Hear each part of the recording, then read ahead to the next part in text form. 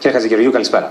Καλησπέρα σας. Κύριε Χατζηγεωργίου, μετά τη χθεσινή αντίδραση της Ευρωπαϊκής Ένωσης στο υψηλότερο επίπεδο, το Jean-Claude Juncker, σήμερα είχαμε μία βροχή δηλώσεων από τον διεθνή παράγοντα με θετικά, θα λέγαμε, μηνύματα για την επανέναρξη των συνομιλιών. Θα σας πω, η Ευρωπαϊκή Ένωση νομίζω ότι σε αυτό το στάδιο των συνομιλιών μπορεί να παίξει ένα πιο σημαντικό ρόλο. Και τι εννοώ? Στις προηγούμενες διαπραγματεύσεις, επειδή η τουρκοκυπριακή πλευρά δεν αποδεχόταν ουσιαστική παρουσία και συμμετοχή εκπροσώπου της Ευρωπαϊκής Ένωσης, είχαμε ουσιαστικά ένα παρατηρητή, τολμώ να πω άτυπο. Κανείς ίσως Κύπριος δεν θυμάται καν το όνομά του.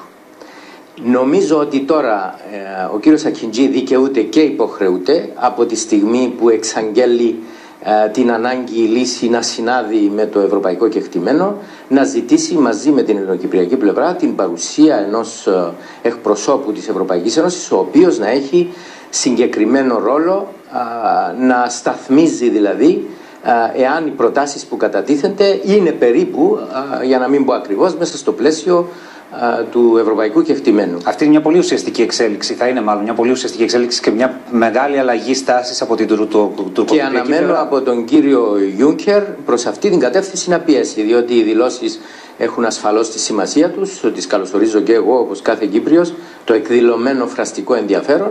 Νομίζω όμως ότι έχει σημασία η τοποθέτηση της Ευρωπαϊκής Ένωσης με τον τρόπο που είπα.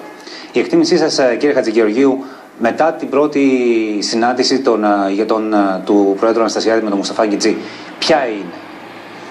Κοιτάξτε, πάντα ένα καλό κλίμα παίζει το ρόλο του και νομίζω ότι δεν πρέπει κανείς να το υποβαθμίσει, χωρίς ταυτόχρονα να θεωρεί ότι το καλό κλίμα, η φιλική σχέση, αλλά πολύ περισσότερο οι τοποθετήσεις του κυρίου Ακιντζή υπέρ της λύσης με τον τρόπο που έχει τοποθετεί, να μην το παραλαμβάνω, και οι τοποθετήσεις του Πρόεδρου Αναστασιάδη, είναι σημαντικές παράμετροι, όμως δεν πρέπει κανείς ποτέ να αγνοεί τον παράγοντα της Τουρκίας. Θέλω να σας πω ότι οι Τούρκοι αξιωματούχοι πάντα μου έλεγαν τα τελευταία χρόνια στις Βρυξέλλες ότι το Κυπριακό είναι υπόθεση Ελληνοκυπρίων και Τουρκοκυπρίων, βρέστε τα εσείς μεταξύ σας. Πάνω κάτω μου έλεγαν κιόλας, βρέστε τα εσείς ξεροκέφαλοι μεταξύ σας και η Τουρκία θα στηρίξει οτιδήποτε συμφωνήσετε. Πράγμα όμως το οποίο φάνηκε να μην πω ανατρέπεται, αλλά του αντιστέκεται η Τουρκία με τις δηλώσεις του κυρίου Ερντογάν αμέσως με την εκλογή του κυρίου Ακιντζή. Έχει λοιπόν ρόλο να διαδραματίσει, είναι η κατοχική δύναμη.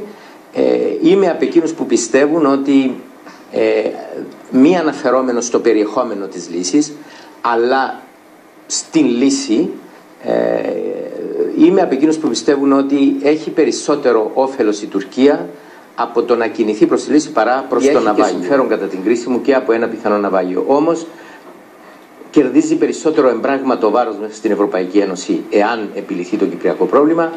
Ανοίγουν κεφάλαια ένα ή δυο ή πολλά. Μπορεί να μην βλέπει καθαρά στο μέλλον την χρονική στιγμή της ένταξής της, αλλά την ενδιαφέρει πάρα πολύ να είναι ανοιχτός αυτός ο διάβλος, όπως ενδιαφέρει και την Ευρωπαϊκή Ένωση. Πιθανόν να την ενδιαφέρει, όχι πιθανόν, το έχουν πει, οι διάβλοι των ενεργειακών οδών, και τρίτον, λύει ένα πρόβλημα. Έχει πολλά προβλήματα η Τουρκία, για να μην αναφερθώ στο κύριο μεγάλο της πρόβλημα εσωτερικά που είναι το κουρδικό. Την παρέμβαση της Ρωσίας, η οποία πήρε μια σαφή θέση υιοθετώντας στην ουσία τη φρασεολογία της δικής μας πλευράς. Είπε όχι σε προπαρασκευασμένες λύσεις, όχι σε τεχνητά χρονοδιαγράμματα. Είναι ένας παίκτης στο Συμβούλιο Ασφαλείας πολύ σημαντικός, και η Ρωσία. Όλες οι χώρες του Συμβουλίου Ασφαλείας παίζουν πρωτεύοντα ρόλο για πολλά χρόνια, οι Ηνωμένες Πολιτείες και η Αγγλία, άρα η παρίσφρηση και άλλων δυνάμεων που είναι μέλη του Συμβουλίου Ασφαλείας, εφόσον κινούνται προς την κατεύθυνση μιας λύσης η οποία θα ευρεθεί βέβαια στις συνομιλίες Ελληνοκυπρίων και Τουρκοκυπρίων, αλλά αυτοί οφείλουν να παρακολουθούν την εξέλιξη και εκεί που βρίσκουν ότι υπάρχει μια οποιαδήποτε τάση εμείς λέμε θα προέρχεται μια τέτοια τάση σαφώς από την τουρκική πλευρά, μια τάση υπονόμευσης των συνομιλιών, να παρεμβαίνουν ή τουλάχιστον να γνωρίζουν στο τέλος ποιος πιθανόν να έχει την ευθύνη ενός ναυαγίου. Λέω ναυαγίου, το είπα 2-3 φορές και πιθανόν να δώσω λάθος μήνυμα. Είμαι από εκείνους που πιστεύουν ότι γεννιέται μια ελπίδα. Υπάρχει καθαρά ένα παράθυρο ελπίδας και οι πολίτες δεν πρέπει να δουν τώρα το αποτέλεσμα στα κατεχόμενα με πόση ανοιχτή καρδιά το είδαν οι Ελληνοκύπροι. Άρα οι πολίτες, οι Τουρκοκύπριοι σε αυτήν την περίπτωση, έχουν δημιουργήσει ένα νέο εφαλτήριο. Όλοι οι πολίτες μαζί έχουμε δύναμη. Δεν πρέπει να δεχόμαστε ότι όλο το κλειδί το κρατεί η Άγκυρα. Κρατεί το κλειδί ως κατοχική δύναμη, κρατούμε κι εμείς ένα αντικλείδι πίεσης, άσκησης της δύναμής μας και της θέλησής μας. Επαναλαμβάνω, και οι δύο κοινότητες για τη λύση. Κύριε Χατζηγεωργίου, σας ευχαριστώ πολύ. Εγώ ευχαριστώ.